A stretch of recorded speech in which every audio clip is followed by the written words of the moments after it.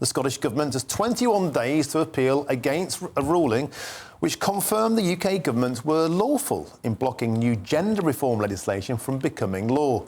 The legislation made it easier for people to change their legally recognised sex, removed the need for trans people to be diagnosed with gender dysmorphia before being allowed to legally change their sex, and also lowered the age someone can apply for a gender recognition certificate from 18 to 16. Now, that's a lot to get your head around, so let's try and break that down. And joining me now is Conservative MP for Scottish Parliament, Rachel Hamilton. Rachel, in essence, what happened here, forgive me if I'm wrong, is that Scotland wanted to have its a more extreme, you could call it progressive, way of dealing with this issue to allow people to change their gender earlier and easier without seeing a doctor. Britain, the UK, said no, and the UK has won. So, this time last year, we were spending hours upon end debating about the gender recognition reform. The Scottish Conservatives raised concerns around the self-ID system that the SNP, Scottish Government, wanted to bring in to Scotland.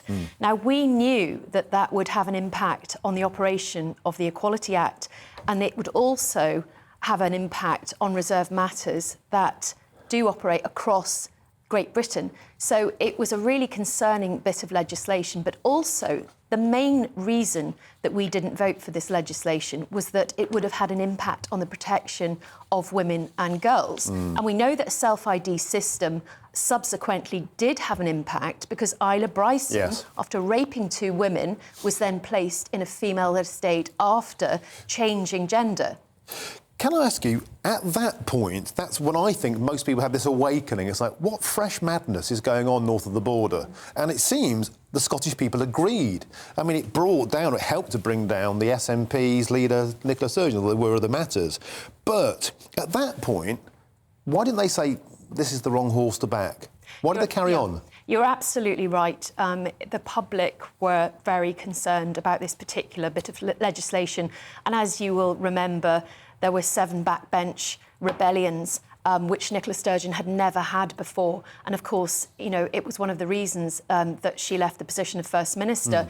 So we were right to be concerned, and Alistair Jack, the Secretary of State for Scotland, was right to block it with Section 35, which of course was something that the devolution settlement allowed for. And if there was a concern about a particular piece of legislation, that the UK government were able to block it with a Section 35. And Lady Haldane, in this situation, through the Court of Sessions, ruled with the UK government and said that Alistair Jack was absolutely right to do that. And in fact, the legal argument that the Scottish Government made did not stack up. Just to play devil's advocate, is this really about gender recognition, or is it about devolution of power? We saw this a lot during COVID. We saw Scotland and Wales wanting to be more bold with laws, to try and put its own laws in place, in a sense, to go to war with Westminster. Is that a part of this too?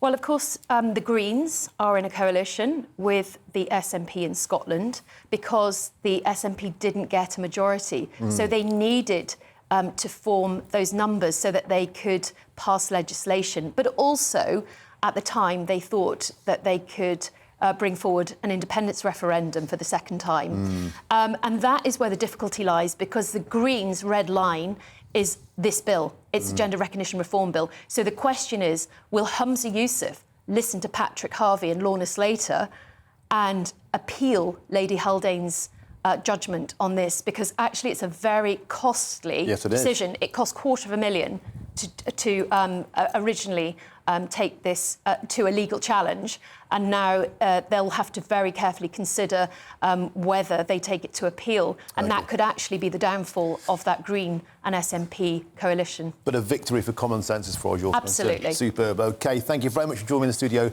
Rachel Hamilton, excellent.